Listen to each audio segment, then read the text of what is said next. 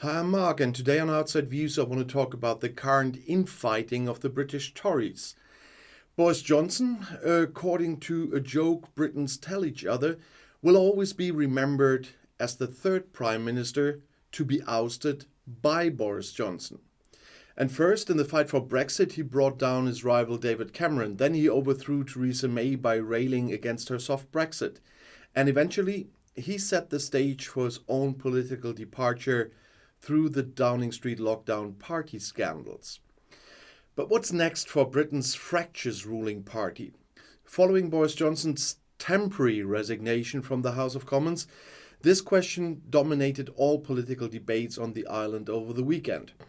While supporters of the failed Prime Minister warned of a kind of a civil war within the Conservatives, Prime Minister Rishi Sunak's allies said the country and party would not miss the drama. And Labour opposition leader Keir Starmer called for immediate new elections because Sunak was too weak to take action against the Tory berserkers. That means 3 resignations from Parliament and 3 by-elections to the House of Commons. This is the result of the latest uprising within the ruling British Conservatives against Prime Minister Rishi Sunak. According to some, this was triggered by the spirit of ex-Prime Minister Boris Johnson. Johnson himself resigned from his parliamentary mandate on Friday. You might have seen my video on this. And in a 1,000-word attack on Sunak, his party and the Labour opposition on Friday night, Johnson spoke of an undemocratic witch hunt against him.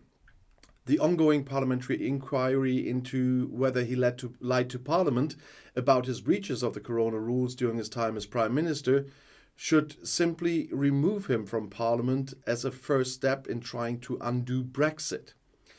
Johnson was responding to the forthcoming Partygate inquiry by the Privilege Committee, the parliamentary committee that investigates MPs' misconduct and can recommend sanctions.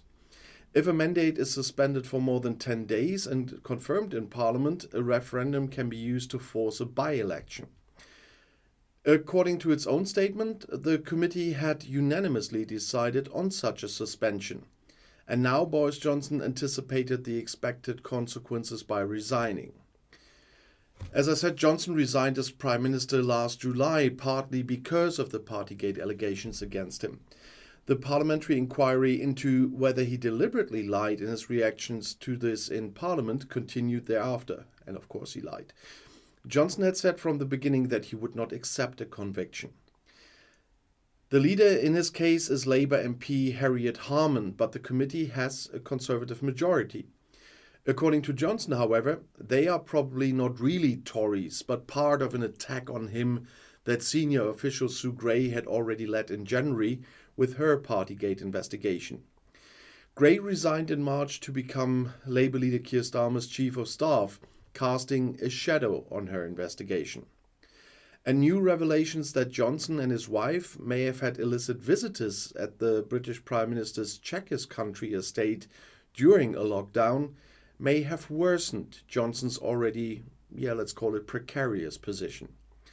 Another crisis had arisen over Johnson's WhatsApp messages during the pandemic. There is a public inquiry into the state's handling of the pandemic, led by former Judge Baroness Heather Hallett.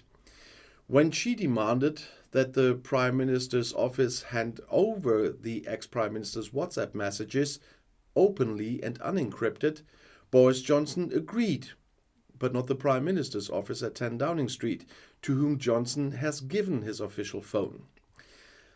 The final tip of the scales was the honours list, a privilege given to outgoing prime ministers to appoint new MPs to the House of Lords. You should see a full list now on the screen running through. Johnson's list includes ex-Home Secretary Priti Patel and ex-Culture Secretary Nadine Dorries, 2 of Boris Johnson's closest former allies. However, Dorries was not admitted after a review, and on Friday afternoon she announced her resignation from Parliament, starting the avalanche of resignations. According to the Sunday Times, Dorries failed to make the necessary statement that she would step down as MP within 6 months.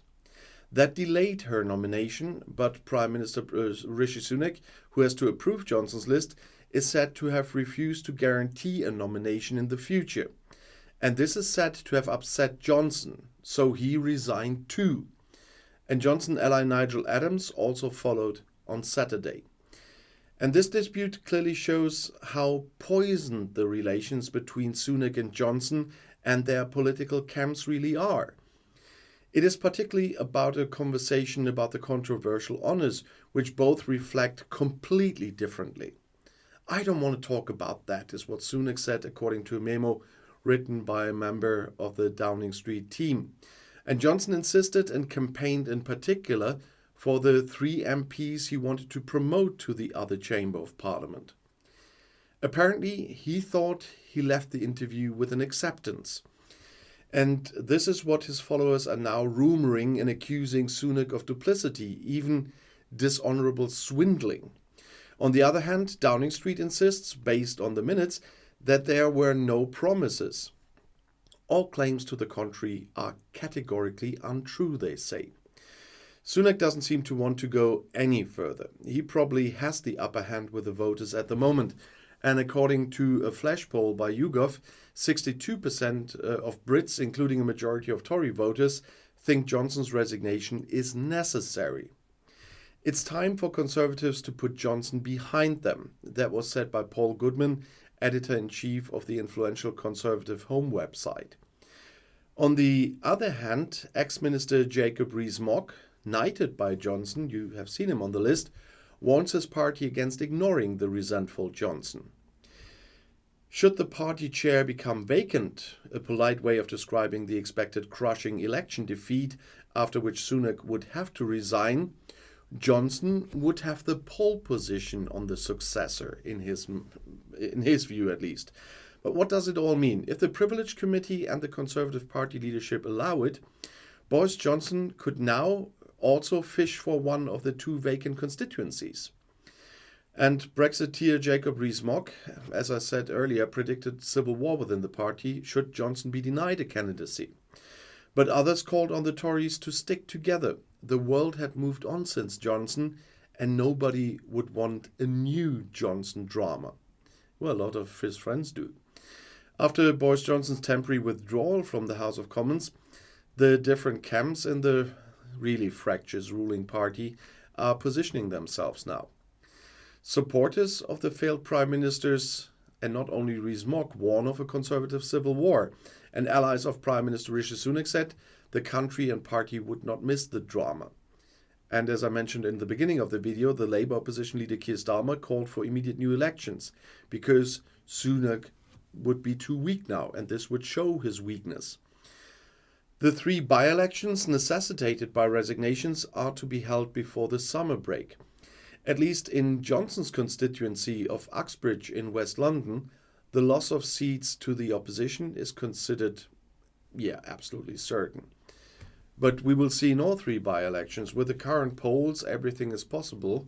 I have not checked the detailed polls from those 3 constituencies. If that would go to Labour or to the Lib Dems when the Conservatives don't get it. But with the polls running at the moment that high for Labour and that low for the Tories, which is even more important in these by-elections, you never know if they get any of those back. But they still have a comfortable majority, even with some losses over time since the big Brexit general election in 2019. But the next general election might look very differently. But it's still a long way to go, and you never know what happens. In politics, a year is a long time, and we're talking about more than a year in case of this election. So I would not guarantee anything by now. Everyone who does would be stupid, sorry. And I think you might have seen me sweat during this video, and you will see in all the videos this week, because we have the beginning of June and it's real summer here in my part of Germany. Well, all over Germany is warm, but my part here as well. And if you think I'm sweating, I am sweating. In the studio, it's at least 35 degrees because of all the lights here. Even with the lights I have, it's getting warmer, and it's fracking warm outside. And I have one more important information. You've all seen the banner up there. The new project Outside Views STFC has started now with some basic content.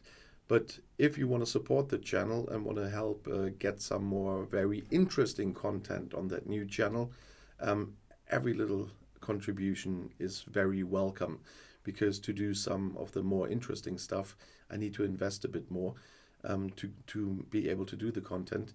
But for now, the channel has started and we will see where it goes. And if you want to have a look, all the links to all channels are in the description. And I'll see you in my next video. I'll be back.